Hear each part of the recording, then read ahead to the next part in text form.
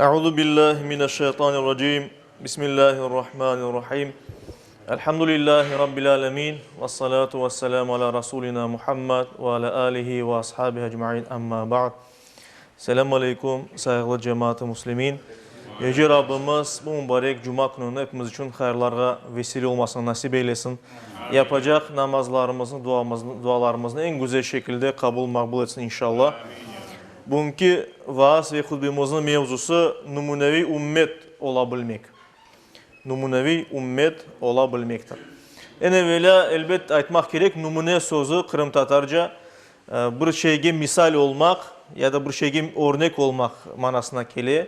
Ya da bir kim yaxşı bir davranışları olan ya da hareketleri olan bir insana bakıp o hareketlerini bir kimse yapmaya başlarsa o numune deyler ona. Obrazец yani deyler Rusça. İşte ümmet sözü de bilemiz. Ümmet sözü bir peygamberin arkasından ketken bütün insanlara ümmet deyler. O peygamberin ümmeti deyler. Asıl Arap dilinde ümmet ve millet sözleri aynı manaya geliyor. Yani bir dinge mensup olan kimseler demek ya da bir peygamberge inangan, onun peşine ketken kimseler manasına geliyor. Hem ümmet hem millet sözleri. Ama sonki İşte iki asır içinde millet sözü biraz farklı mana kazanıp başladı. Yani insanların böyle din etrafında toplanması değil de insanların yani bu vatan ya da bu dil ya da başka değerler etrafında toplanması manasına da gelip başladı. Bu Avrupa'dan gelgen bir tesir bizde. Eskiden beri yani esas insanlar din etrafında toplanıyorlar. Ona göre de hem ümmet hem millet sözleri bu manada kullanılaydı. Şimdi ise biz millet degende halk manasında kullanamız. Yani belli bir halk, tarihi bir olgan insanlar ya da kan bağı olgan insanlar, medeniyeti bir olgan insanlar. Ümmet degende de yani bir peygamberin peşinden ketken bütün insanlar deyimiz. Kur'an-ı Kerim'de de iki söz de geçiyor. Hem ümmet sözü hem millet sözü var. İkisi de din manasında. İşte aytkanımız ki her bir peygamberin ümmeti var. Biz hepimiz Müslümanlar olarak inanamız ki bütün peygamberler Adem Aleyhisselam'dan başlayıp Peygamberimiz Muhammed Mustafa sallallahu aleyhi ve sellem'e kadar doğru yolda edilir. Ve işte onların peşinden ketken insanlara o peygamberin ümmeti deyip aytılar. Mesela Adem Aleyhisselam'ın ümmeti, Musa Aleyhisselam'ın ümmeti ve Peygamberimiz Muhammed Mustafa sallallahu aleyhi ve sellem'in ümmetidir. Ve Peygamberimizin ümmeti en kalabalık, en çok olan bir ümmettir. Ve ahir zamana kadar kim Peygamberimizge inansa demek ki o ümmetten olacaktır elbet. İşte ümmet meselesi hayırlı ya da hayırlı ümmet ya da numunevi ümmet başkalarına misal vermeye mümkün bir cemaat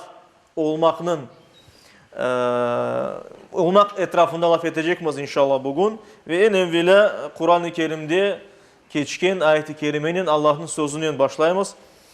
Ali İmran suresinin 110. ayet-i kerimesinde Yüce Rabbimiz böyle buyuruyor. Estaizu billah. Kuntum hayra ummetin uhricet linnas. Siz insanlar için çıkarılgan, peyda etilgen en hayırlı ümmetsiniz dey Allah-u Teala Kur'an-ı Kerim'de. Te'muruna bil ma'ruf ve tenhavna anil munkar. Siz yaxşılıkını emir etesiniz ve yamanlıkını toktatasınız. Ve tu'minuna billah ve Allah'a da kesin iman etesiniz, inanasınız de buyururlar.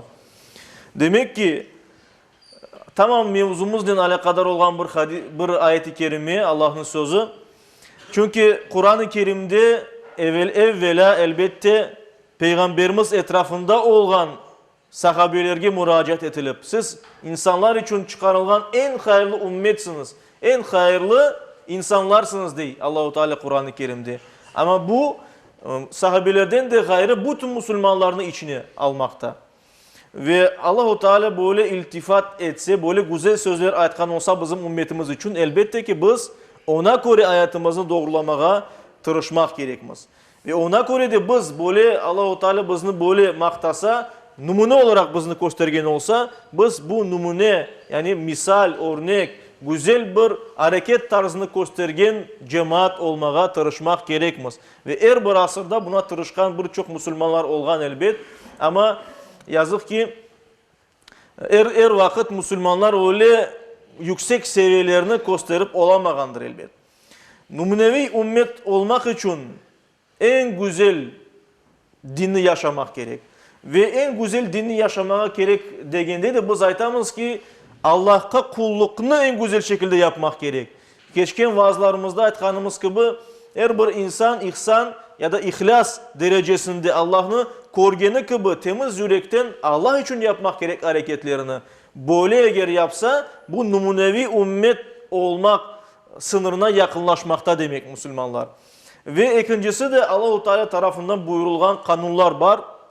Allah'ın şeriatı var ya da dini var, Allah'ın koygan kanunları var.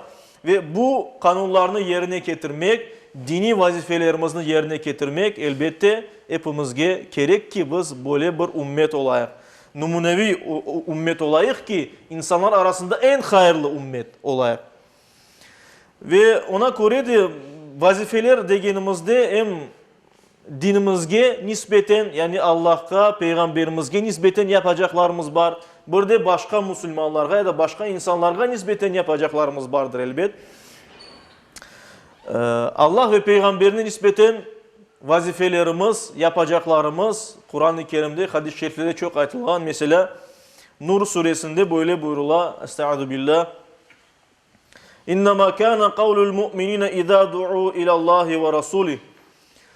İnangan kimseler Allah'a ve peygamberine seslengende, dua etkende Allah'a da peygamberge seslengende, onların sözü ancak böyle ola. Liyahkuma beynehum ki bir hukum koyulsun onlar için, dinden bir hukum olsun deyip, ancak böyle ola. Ay yaqulu sami'na ve ata'na. Onların sözleri ancak böyle olur. Biz eşittik ve itaat ettik, boysunduk, kulak astık.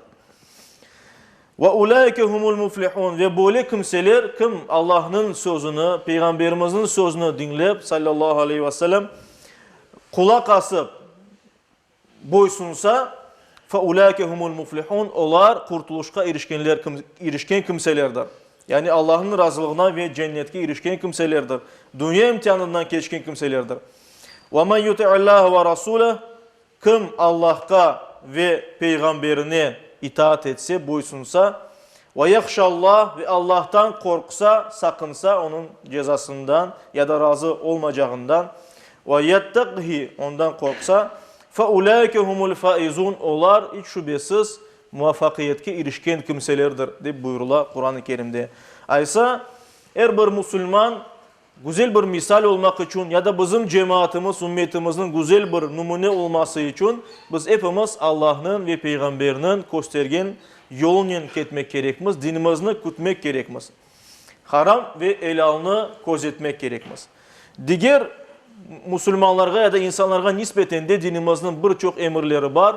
Onlar hem Kur'an-ı Kerim'de hem Peygamberimiz sallallahu aleyhi ve sellem'in hadislerinde geçmekte. Misal getirecek olsak, muttafakun aleyh olgan yani Bukhari ve Müslim'de ve başka hadis kitaplarında, mecmualarında geçken bir hadiste Ebu Hureyre Allah'ın razı olsun rivayet etkenine göre Peygamberimiz sallallahu aleyhi ve sellem mesela böyle buyurdu. Hakkul muslimi alel muslimi hamsun. Her bir Müslümanın başka Müslümanın üstünde 5 tane hakkı var diye. Yani Müslümanın yapacak 5 vazifesi var ve başka bir Müslümanın hakkı var ona bunun yapılmasında. Ve sıraladı Peygamberimiz diyor ki Raddüsselam yani bir kimse selam vergende o selamını kaytarmak her bir Müslümanın vazifesidir. Ve iyadatul marid ve hasta bir kimseni ziyaret etmek. Eğer bilgenimiz, tanışımız, soyumuz hasta olan olsa barıp onu ziyaret etmek, al hatırını soramak, gönlünü kötürmek ve onun için dua etmek bu bizim vazifemiz ve o hasta Müslümanın hakkıdır.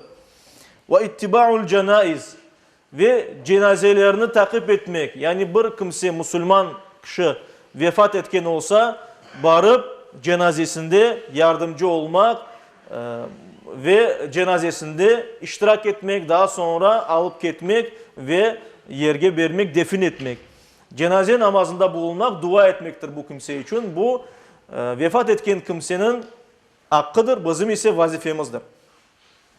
Ve icabetud da'va diye Peygamberimiz sallallahu aleyhi ve sellem yani bir kimse bizni bir yerge davet etken olsa, mesela misafirlikte davet etken olsa ona icabet etmek yani buna musbet cevap vermek Bu da bizim vazifemiz. Bir kimse bizni çağırdı mı misafirlikке ya da başka bir yerge, onu barıp gönlünü almak gerek elbet.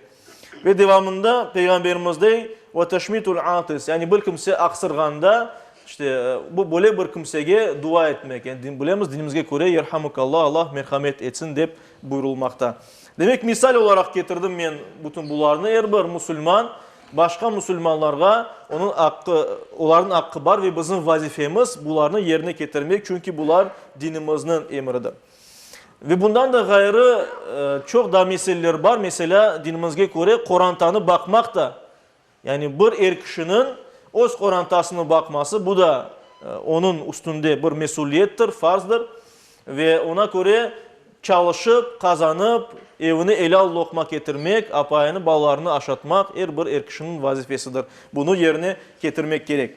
İşte hayırlı ümmet olmak için, numunevi bir ümmet olmak için, bu ümmet içinde, bu cemaat içinde olan bir Müslümanın inkişaf etmesi gerek. Yani daha da güzel bir insan, daha da güzel bir Müslüman olmaya tırışması gerek. Buna yol alması gerek ki bu cemaat düzelsin. Çünkü cemaat fertlerden ibarettir. Yani insanlar tek tek insanlardan ibaret. Ve her birimiz buna öz istemimizi kırsetmek gerekmez. Ve elbette sadece her bir insanın böyle daha da güzel Müslüman olması da yetmiyor. Bütün bu Müslümanların birlik olması gerek.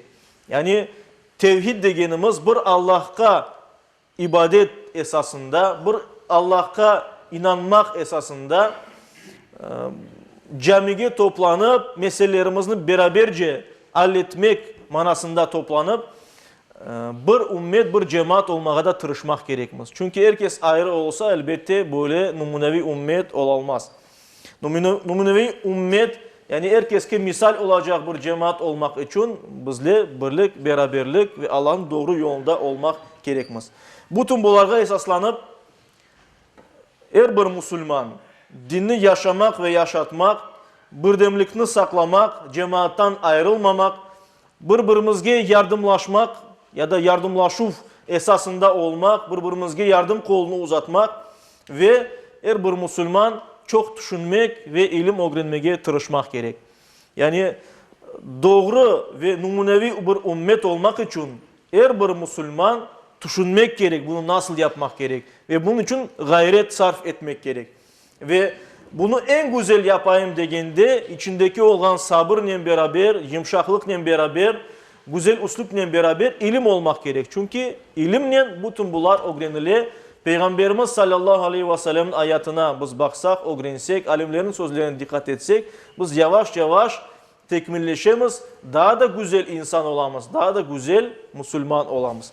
İşte böylece bu yola çıkmak gerekmez. Çünkü bu pek büyük bir davadır. Allah'ın adını yüceltmek ve bu dünyada İslam dininin büyük olmasını alıp varmak demektir. Bunun ne kadar büyük olduğunu Kur'an-ı Kerim'de buyurulmakta. Mesela Fussilet suresinde Yüce Rabbimiz böyle buyura, Estaizu billah. وَمَنْ أَحْسَنُ قَوْلًا مِمَّنْ دَعَا إِلَى اللّٰهِ. Yani Allah'a çağıran kimseden daha güzel sözlü kimdir? De buyur Allah-u Teala. وَعَمِلَ صَالِحًا ve bir de salih ameller yapsa ve böyle dese وَقَالْ اِنَّنِي مِنَ الْمُسْلِمِينَ ve ben Müslümanım dese.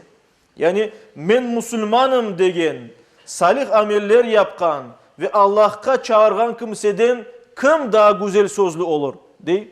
Kim daha güzel olur değil. Allah-u Teala Kur'an-ı Kerim'de. Ve elbette bu sualden biz anlayımız ki bir kimse daha da güzel olamaz. Yani en güzel insan, en güzel ümmet, en güzel Müslüman olmanın yolu bundan kete. Allah'a çağırmak, dinimizni yaşamak, salih ameller işlemek ve inangan bir kimse olmak. İşte en esas bir mesele bundadır ki güzel bir ümmet olmanın yolu dinge sarılmaktan geçer. Yani her bir Müslüman, biz bilemiz ki Kur'an-ı Kerim'de buyruk var. Allah'ın ipine sarılmak. Her bir Müslüman Allah'ın ipine, dinine sarılsa, mümkün olğanı kadar dinini yaşamaya tırışsa, ozu koruyor ki hem özünün hayatı, hem etrafında olan insanların hayatları daha da güzel olmaya başlayır. İnsan noksan bir varlıktır. Yani onun hataları olması mümkün. Yani günah yapması mümkün. Kimede niyeti belki yaxşı olma çünkü nefsine galip düşe yengili. Ama eğer tırışsa dinini kütmege, Allah-u Teala onun oğunu açar, daha da güzel Müslüman olmasına, dinini daha da güzel yaşamağa ve böyle bir kimseler hem maddi taraftan, hem manevi taraftan, hem daha da güzel Müslüman olmak tarafından, hem bu dünyada bir şeylerge nail olmak, dünyalık şeylerde nail olmak tarafından büyük nailiyetlerge erişir. Yani büyük şeyler yapabilir. Ve biz bunu koruyoruz.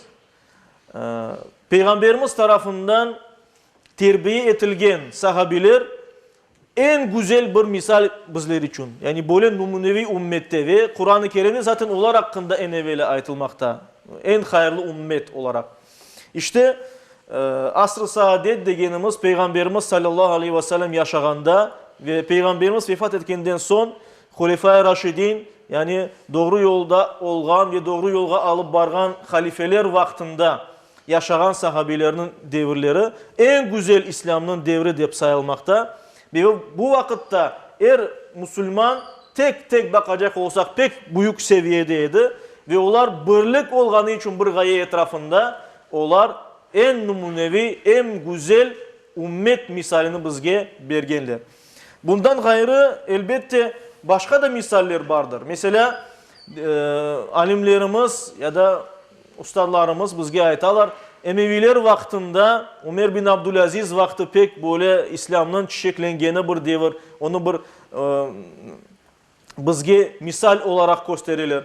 Bundan sonra mesela İspanya'da Endülüs devleti, Müslüman devleti olganda onun ilki yılları pek parlak yıllar olgan edi ve büyük nailiyetler olgan edi. Pek küçük medeniyet kurulgan edi. İslam pek yaşanaydan da bir vakitleri Maveran Nahır degenimiz yani şimdiki Orta Asya'da olgan çoksu Uzbekistan'da olgan topraklar İslam'ın çiçeklengeni bir devriyeden de ne kadar alim çıkan edi bir vakitleri.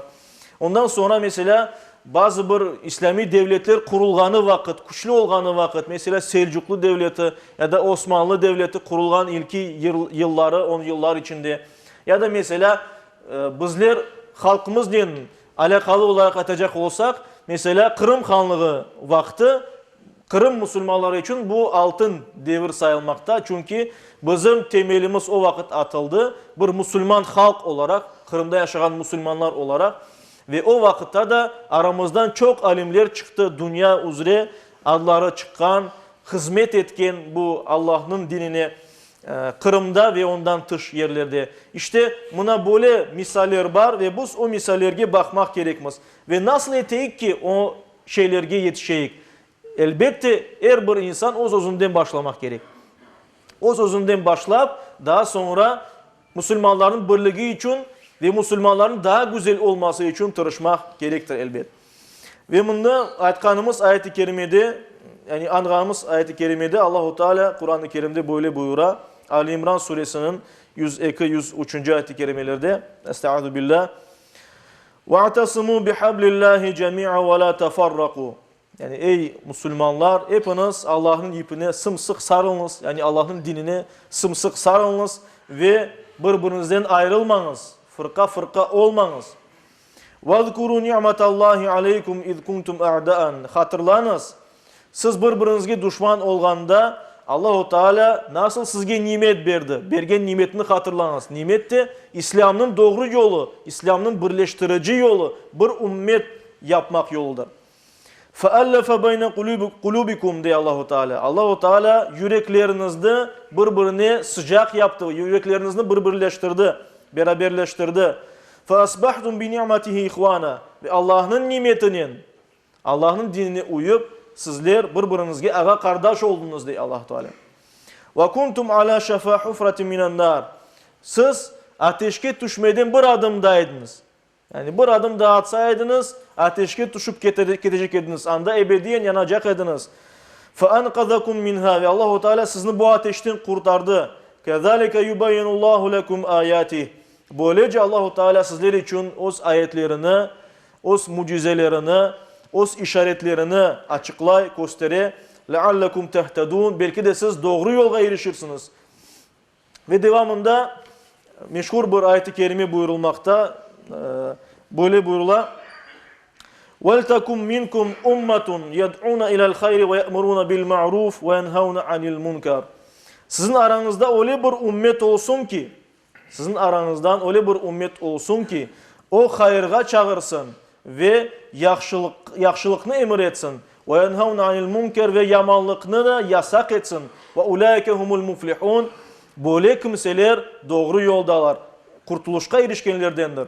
وَلَا تَكُونُوا كَالَّذ۪ينَ تَفَرَّقُوا Ve birbirinin farklı olgan, yani fırka olgan, birbirinin ayrılgan kimseler gibi olmanız. وَاخْتَلَفُوا Ve birbirinizden ihtilaf etken kimseler gibi olmanız. Yani her daim birbirinizden karşı çıkan kimseler olmanız. مِنْ بَعْدِ مَا جَاءَهُمُ الْبَيِّنَاتِ Onlarga, yani insanlarga, Müslümanlarga beyinat, yani açıklayıcı şeyler, Allah-u Teala'nın ayetleri dini kelgenden son böyle olmaz diye buyura. وَاُولَٰئِكَ لَهُمْ عَذَابٌ عَظِيمٌ Hiç şüphesiz ayrılgan kimseler, birbirinden ihtilaf etken kimseler, onlar için büyük bir, şiddetli bir azap var diye Kur'an-ı Kerim'de Allah-u Teala. Sizlerden böyle bir ümmet, numunevi bir ümmet olsun diye Allah-u Teala. Ve bunun sırrını da gösteriyor. Yani Müslümanlar öyle bir ümmet olmak gerek ki, onlar yaxşılıkını emir etmek gereklir. Yamanlıkını toktatmağa tırışmak gereklir. Ve eğer böyle olsalar, o vakit numunevi bir ümmet olurlar. O vakit biz hepimiz böyle olsak, bizim cemaatimiz daha da güzel seviyede olur ve biz Allah-u Teala'nın bereketini ogumuzda torgan maksatlarımızga erişirmiz ve bu toprakның kene de eskiden olganı gibi Müslüman bir toprak olmasına nail olurmuz. Bunlar hepsi Allah'ın kolundadır elbet. Yani Allah'ın gücündedir ve biz buna tırışmak gerekmez. Ve bazıları belki aytar, bazı kimseler öyle olmak gerek. Yok öyle değil. Her bir Müslüman yaxşılıkka erişmek gerek. Eriştirmek gerek. Dinini yaşamak ve yaşatmak gerek. Çünkü Kur'an-ı Kerim'de Tevbe suresinin 71. ayet-i kerimesinde böyle buyurula. Estaizu billah. وَالْمُؤْمِنُونَ وَالْمُؤْمِنَاتِ بَعْضُهُمْ اَوْلِيَاءُ بَعْضٍ Yani inangan kişiler ve inangan kadınlar, onlar hepsi birbirinin dostudur. يَأْمُرُونَ بِالْمَعْرُوفِ وَاَنْهَوْنَ عَنِ الْمُنْكَرِ Onlar yaxşılıkını emir eteler, yamanlıktan vazgeçireler. وَيُقِيمُونَ الصَّلَاةِ Ve onlar namaz kılalar. وَيُؤْتُونَ الزَّكَاةِ Ve onlar zekat verirler. وَيُطِعُونَ اللّٰهَ وَرَسُولَهُ Ve onlar Allah'a ve peygamberine itaat eteler, boysunalar. اُولَٰئِكَ سَيَرْحَمُهُمُ اللّٰهِ Böyle kimselerge Allah merhamet edecektir.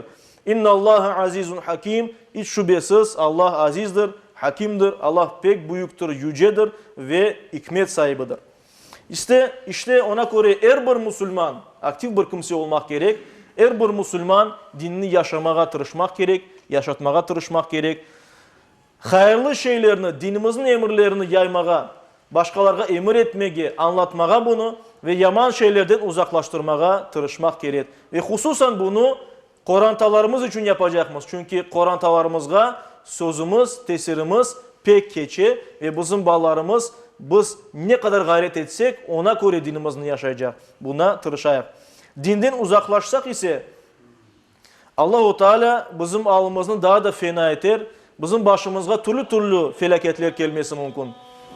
İşte ona göre saygılı cemaat-i Müslümin, numunevi ümmet olmak için her birimiz özümüzden başlap bu yolga kireyik. Yüce Rabbimiz bizge bunu nasip etsin inşallah.